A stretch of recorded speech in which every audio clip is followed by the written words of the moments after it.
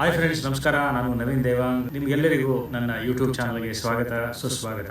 ನಾವು ಇವತ್ತು ಸೇರಿರೋದು ಉದ್ದೇಶ ಏನಂದ್ರೆ, ನಮ್ಮ ಮೈಸೂರಿನ ಸಿಟಿ ಕಾರ್ಪೊರೇಷನ್, ನಗರ ಜಿಲ್ಲಾಡಳಿತ ಮತ್ತು ಸಮಾಜ ಸೇವೆ ಇಲಾಖೆ ಹಾಗೂ ವಿವಿಧ ಸೈಕಲ್ ಸಂಸ್ಥೆಯಾದ ನಮ್ಮ ಮೈಸೂರು ಅಥ್ಲೆಟಿಕ್ಸ್ ಕ್ಲಬ್ ಮತ್ತೆ ಸೈಕ್ಲೋಪೀಡಿಯಾ ಹಾಗೂ ಇನ್ನರ್ ವೀಲ್ ಕ್ಲಬ್ ಇವರೆಲ್ಲ ಸೇರಿ ನಮ್ಮ ಸಂವಿಧಾನ ಜಾಗೃತಿಯನ್ನು ಮೂಡಿಸೋಕ್ಕೋಸ್ಕರ ಒಂದು ಸೈಕಲ್ ಜಾಥಾನ ಹಮ್ಮಿಕೊಂಡಿದ್ರು.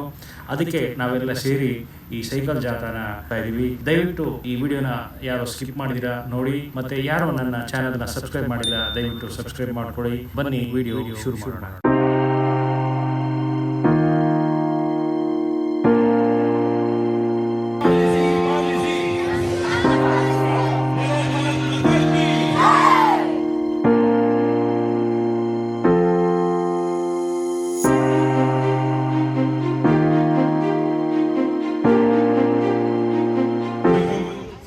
ಜಾಗೃತಿ ಸಂಬಂಧಪಟ್ಟಂತೆ ನೀವು ಕೆಲಸ ಮಾಡ್ತಕ್ಕಂಥ ಸ್ಥಳಗಳಲ್ಲಿ, ನೀವು ಕೆಲಸ ಮಾಡ್ತಕ್ಕಂಥ, ನೀವು ವಾಸ ಮಾಡ್ತಕ್ಕಂಥ ಬೀದಿಗಳಲ್ಲಿ ಸಂವಿಧಾನದ ಅರಿವು ಮೂಡಿಸಿ ಬಹಳಷ್ಟು ಗಣ್ಯರುಗಳು ಭಾಗವಹಿಸಿದ್ದಾರೆ. ನಮ್ಮ ಮಹಾನಗರ ಪಾಲಿಕೆಯ ಉಪ ಆಯುಕ್ತರಾಗಿರ್ತಕ್ಕಂಥ ಸೋಮಶೇಖರ್ GS ಅವರು ಈಗ ತಾನೇ ಆಗಮಿಸಿದ್ರು. DC ಅವರು ಆಗಮಿಸಲಿದ್ದಾರೆ. ಇವರು ನಿಷ್ಕಾ ಮೂರ್ತಿ ಅವರಿಗೆ ಸ್ವಾಗತವನ್ನು ಕೋರ್ತಾ ಅವರು ಒಂದೆರಡು ಮಾತುಗಳನ್ನ ಆಡಬೇಕು, ಸಂವಿಧಾನದ ಬಗ್ಗೆ ತಮ್ಗೆ ಏನ್ ಗೊತ್ತಿದೆಯೋ ಅದನ್ನ ಹೇಳ್ಬೇಕು ಅಂತ ಅವ್ರಿಗೆ ಕೇಳ್ಕೊತಾ ಇದ್ದೀನಿ. Welcome madam. ಎಲ್ಲರಿಗೂ ನಮಸ್ಕಾರ. ಸೊ ಎಲ್ಲಾರು ಯೂತ್ಸ್ ನಾವು ನೋಡ್ತಿರೋದು, ಎಲ್ಲಾರು ಹಿಂಗ್ ಬಂದಿ ಎಲ್ಲಾರು ರೋಡ್ ಮೇಲೆ ಸೈಕಲ್ ತಗೊಂಡ್ ಅಂತ ನಿಂತಿದೀವಿ ಅಂದ್ರೆ ಅದು ನಮ್ ಕಾನ್ಸ್ಟಿಟ್ಯೂಷನ್ ಇಂದಾನೆ. ಹೆಣ್ಮಕ್ಳು ಗಂಡ್ಮಕ್ಳು ಎಲ್ಲರೂ ಸಮಾನವಾಗಿ ಭಾಗವಹಿಸ್ತಾ ಇದೀವಿ ಅಂದ್ರೆ ನಮ್ ಕಾನ್ಸ್ಟಿಟ್ಯೂಷನ್ ಇಂದಾನೆ, ಡಾಕ್ಟರ್ ಅಂಬೇಡ್ಕರ್ ಅವರು ಮಾಡಿರೋ ಕಾನ್ಸ್ಟಿಟ್ಯೂಷನ್ ಇಂದ. ಎಲ್ಲರಿಗೂ ನಮಸ್ಕಾರ. ಈಗೇನು ತಮಗೆ ಸಂದೇಶವನ್ನು ಕೊಡ್ತಾ ಇದ್ದಾರೆ ಶ್ರೀಯುತ ರಮೇಶ್ ನರ್ಸೆ ಅಂತೇಳಿ, ಈ ಒಂದು ಕಾರ್ಯಕ್ರಮದ ಕುರಿತು ಮಾತಾಡಬೇಕಾಗಿ ಕೇಳ್ತೀನಿ. Thank you sir. ವಂದನೆಗಳು ಸೋಮಶೇಖರ್ ಅವರೇ. ನೆರೆದಿರುವಂತಹ ಎಲ್ಲರಿಗೂ ನಮಸ್ಕಾರಗಳು. ಮತ್ತು ಈ ಒಂದು ಸಂವಿಧಾನದ ಅರಿವು ಜಾಥಾ ಏನನ್ನು ಹಮ್ಮಿಕೊಂಡಿದ್ದಾರೆ ನಮ್ಮ ಜಿಲ್ಲಾಡಳಿತ, ಎಲ್ಲ ರೀತಿಯಲ್ಲೂ ಮುಂದಾಳತ್ವವನ್ನು ವಹಿಸಿ ಎಲ್ಲರಿಗೂ ಒಪ್ಪಿಗೆ ಆಗುವಂತಹ ಒಂದು ಕಾನೂನು ಅಂದರೆ ಸಂವಿಧಾನವನ್ನು ರಚನೆ ಮಾಡಿದವರು ಅಂತ ಹೇಳಿದ್ರೆ ನಮ್ಮ ಭಾರತ ರತ್ನ ಬಾಬಾ ಸಾಹೇಬ್ ಭೀಮ್ರಾವ್ ಅಂಬೇಡ್ಕರ್ ಅವರು. ಹಾಗೆ ಲಿಬರ್ಟಿ ಅಂತ ಹೇಳಿದ್ರೆ freedom of thought, expression, belief, faith and worship ಅಂತ ಹೇಳಿದ್ರೆ ಎಲ್ಲ ರೀತಿಯಲ್ಲಿ ನಮ್ಮ ಚಿಂತನೆ ಇರ್ಬೋದು, ನಮ್ಮ ಮಾತಿರ್ಬೋದು, ಎಕ್ಸ್ಪ್ರೆಷನ್ ಇರ್ಬೋದು, ನಾವು ಪೂಜಿಸುವಂತಹದ್ದಿರ್ಬೋದು, ನಮ್ಮ ನಂಬಿಕೆಗಳಿರುವಂತಹದ್ದು, ಇವೆಲ್ಲವಕ್ಕೂ ಕೂಡ ನಮಗೆ ಸ್ವಾತಂತ್ರ್ಯ ಇದೆ. ಸಮನಾದ ಅವಕಾಶ, ಯಾರಿಗೆ ಒಂದು ಹೆಚ್ಚು ಯಾರಿಗೆ ಒಂದು ಕಮ್ಮಿ ಎನ್ನುವಂತಹದ್ದು ಇಲ್ಲ ಅಂತ ಹೇಳಿ equality of status and of opportunity. ಸಂವಿಧಾನವನ್ನ ಉಳಿಸಿ, ಸಂವಿಧಾನವನ್ನ ಉಳಿಸಿ, ಸಂವಿಧಾನವನ್ನ ಉಳಿಸಿ, ಸಂವಿಧಾನ ಉಳಿಸಿ, ಸಂವಿಧಾನ ಉಳಿಸಿ. ಈ ಸಂವಿಧಾನದ ಜಾಗೃತಿ ಅಭಿಯಾನದಲ್ಲಿ ಮೊದಲನೇ ದಿನದಿಂದ ಕೂಡ ಜನವರಿ 26ರಿಂದ ಕೂಡ ಬಹಳ ನಮ್ಗೆ ಕೋಪರೇಷನ್ ಕೊಡ್ತಾ ಇರ್ತಕ್ಕಂಥವ್ರು ಅಶಾದ್ ಊರ್ ರೆಹಮಾನ್ ಶರೀಫ್ ಸರ್ ಅವರು, ನಮ್ಮ ಮಹಾನಗರ ಪಾಲಿಕೆಯ ಕಮಿಷನರ್ ಸರ್ ಅವರು. ಮೊದಲನೇ ದಿನದಲ್ಲಿ ಇವತ್ತು ಈ ಕಾರ್ಯಕ್ರಮ ಆಯೋಜನೆ ಆಗ್ಬೇಕು ಅಂದ್ರು ಅವರೇ ಕಾರಣ. ನಾವು ಎಲ್ಲಿ ಬೇಕಾದ್ರೂ ಹೋಗ್ತಾ ಇದೀವಿ, ಬರ್ತಾ ಇದೀವಿ, ವ್ಯಾಪಾರ ಮಾಡ್ತಾ ಇದೀವಿ, ಮನೆ ತಗೊಳ್ತಾ ಇದೀವಿ. ಅದಕ್ಕೆಲ್ಲ ಮುಖ್ಯ ಕಾರಣ ನಮ್ಮ ಸಂವಿಧಾನ. ಮತ್ತು ಯಾವುದೇ ಹೋಟ್ಲು ಹೋಗ್ತೀವಿ, ಊಟ ಮಾಡ್ತೀವಿ, ಎಲ್ಲಿ ಬೇಕಾದ್ರೂ ಪಿಕ್ಚರ್ ನೋಡ್ತೀವಿ, ಏನೇನು ಮಾಡ್ತೀವಿ, ಯಾವುದೇ ಹುದ್ದೆಗೆ ಅರ್ಜಿ ಹಾಕ್ತೀವಿ, ಇದಕ್ಕೆಲ್ಲ ಕಾರಣ ನಮ್ಮ ಸಂವಿಧಾನ. ಈ ಸಂವಿಧಾನದಲ್ಲಿ ಸಮಾನತೆ, ಜಾತೀಯತೆ ಬಗ್ಗೆ ಎಲ್ಲ ತುಂಬಾ ಗೌರವ ಕೊಟ್ಟು ಎಲ್ಲರೂ ಒಂದು, ನಾವೆಲ್ಲ ಭಾರತೀಯರ ಬಗ್ಗೆ ಅಭಿವ್ಯಕ್ತವಾಗಿದೆ. ನಾವಿವತ್ತು ನಾನು ಮಾತಾಡ್ತಾ ಇದ್ದೀನಿ ಅಂದರೆ this is my freedom of speech. ನನಗೆ ಈ ಫ್ರೀಡಮ್ ಕೊಟ್ಟಿರೋದು ನನ್ನ ಕಾನ್ಸ್ಟಿಟ್ಯೂಷನ್. ಪ್ರತಿ ಸಾರಿ ನಾವು ಕಾನ್ಸ್ಟಿಟ್ಯೂಷನನ್ನು ನೀವು ವರ್ಷ ಸ್ಟೂಡೆಂಟ್ಸ್ ತುಂಬ ಜನ ಇಲ್ಲಿದ್ದೀರಾ. ಮೊದಲು ಸೈನ್ಸ್ ಸ್ಟೂಡೆಂಟ್ಸ್ ಯಾರು ಕಾನ್ಸ್ಟಿಟ್ಯೂಷನ್ ಓದ್ತಾ ಇರಲಿಲ್ಲ, ಆದರೆ ಈಗ ಕಾನ್ಸ್ಟಿಟ್ಯೂಷನ್ ಅನ್ನ ಪ್ರತಿಯೊಬ್ಬರು ಓದಬೇಕು ಅನ್ನೋದನ್ನ ಕಂಪಲ್ಸರಿ ಮಾಡಿದ್ದಾರೆ. ಭಾರತ ಸರ್ಕಾರ ಮತ್ತೆ ರಾಜ್ಯ ಸರ್ಕಾರಗಳು ಮನಸ್ಸು ಮಾಡಿ ಏನ್ ಮಾಡಿದೆ, ಸುಮಾರು 4-5-8 ವರ್ಷಗಳಿಂದ ನಾವೆಲ್ಲ ಓದ್ಬೇಕಾದ್ರೆಲ್ಲ ಗೊತ್ತಿರಲಿಲ್ಲ ನಮ್ಗೆಲ್ಲ. ಆದ್ರೆ ಈಗೇನ್ ಮಾಡಿದೆ, ಸಂವಿಧಾನವನ್ನ ಅಧ್ಯಯನ ಮಾಡಬೇಕು ಅಂತೇಳಿ ಒಬ್ಬರು ಪೊಲಿಟಿಕಲ್ ಸೈನ್ಸ್ ಲೆಕ್ಚರರ್ ಅನ್ನ ಪ್ರತಿ ಸೈನ್ಸ್ ಕಾಲೇಜಲ್ಲೂ ನೇಮಿಸಿದೆ. ಅಂದ್ರೆ ನಮ್ಗೆ ಸಂವಿಧಾನದ ಮಹತ್ವ ಗೊತ್ತಾಗಬೇಕು ಅನ್ನೋ ದೃಷ್ಟಿಯಿಂದ ಈ ಸಂವಿಧಾನವನ್ನ ಅರ್ಥ ಮಾಡ್ಕೋಬೇಕು ಅಂತಕ್ಕಂಥದ್ದು ನಮ್ಗೆ ನಿಮ್ಗೆಲ್ಲ ಬಹಳ ಮುಖ್ಯ. ಈಗ ಏನಾಗ್ತದೆ, ಇತ್ತೀಚೆಗೆ ಬಹಳ ಸೊಫಿಸ್ಟಿಕೇಟೆಡ್ ಆಗಿ ಬಂದಿರ್ತಕ್ಕಂಥ ನಾವೆಲ್ಲ ನಮ್ಮಿಂದೆ ಇರ್ತಕ್ಕಂಥ ಅವ್ಯಕ್ತ ಶಕ್ತಿಗಳನ್ನ ಅರ್ಥನೆ ಮಾಡ್ಕೊಳ್ಳಲ್ಲ. ನಮ್ಗೆಲ್ಲ ಅವ್ಯಕ್ತ ಶಕ್ತಿ ಅಂತ ಕರೀತಾರೆ ಕನ್ನಡದಲ್ಲಿ, ಅದನ್ನ ಇನ್ವಿಸಿಬಲ್ ಪವರ್ ಅಂತ. ಈಗ ಗಾಡು ಕೂಡ ನಮ್ಗೆ ಇನ್ವಿಸಿಬಲ್ ಪವರ್. ಆ ಗಾರ್ಡ್ ರೀತಿಯಲ್ಲೇ ಸಂವಿಧಾನ ನಮ್ಗೆ ರಕ್ಷಣೆ ಕೊಡ್ತದೆ. ನಮ್ಗೇನು ಗೊತ್ತಿಲ್ಲ, ಆರಾಮಾಗಿ ಹೋಗ್ತೀವಿ, ವ್ಯಾಪಾರ ಮಾಡ್ತೀವಿ, ಶಾಪಿಂಗ್ ಮಾಡ್ತೀವಿ, ಪಾರ್ಕಿಂಗ್ ಮಾಡಿ ಎಲ್ಲ ಬಹಳ ಆರಾಮಾಗಿ ಓಡಾಡ್ಕೊಂಡಿರ್ತೀವಿ, ಎಲ್ಲ ಮಾಡ್ತೀವಿ. ಇದಕ್ಕೆಲ್ಲ ಕಾರಣ ನಮ್ಮ ಸಂವಿಧಾನ ವರ್ಕ್ ಮಾಡ್ತಾ ಇರ್ತದಲ್ಲಿ. ಅಲ್ಲಿ ಹಿಂದೆ ನಮ್ಮ ಸರ್ಕಾರ ಇರ್ತದೆ, ನಾವೆಲ್ಲ ನೆಮ್ಮದಿ ಆಗಿರ್ಬೇಕು. ನಮ್ಮ ಕಾರ್ಪೊರೇಷನ್ ಕಮಿಷನರ್ ಆಗಲಿ, DC ಅವರಾಗಲಿ ಎಲ್ಲರೂ ಮಾತಾಡಾಗಿದೆ. ಎಲ್ಲರಿಗೂ ಈ ದಿನ ಬಂದು ಎಲ್ಲರೂ ಜೊತೆಗೆ ಸೇರಿ ಈ ಜಾಥಾವನ್ನು ಹೊರಡ್ತಾ ಇರೋದಕ್ಕೆ ಎಲ್ಲರಿಗೂ ಶುಭ ಕೋರುತ್ತಾ ನಾನು ಈ ಮಾತನ್ನ ಮುಗಿಸ್ತೀನಿ. ಎಲ್ಲರಿಗೂ ನಮಸ್ಕಾರ. ಸಂವಿಧಾನವನ್ನು ಉಳಿಸಿ ಬೆಳೆಸುವಂತಹದ್ದು ಪ್ರತಿಯೊಬ್ಬ ಭಾರತೀಯ ನಾಗರಿಕರ ಕರ್ತವ್ಯ.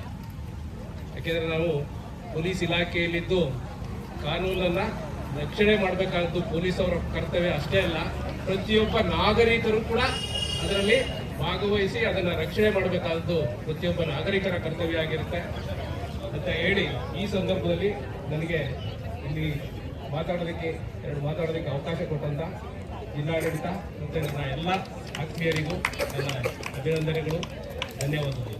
Thank you.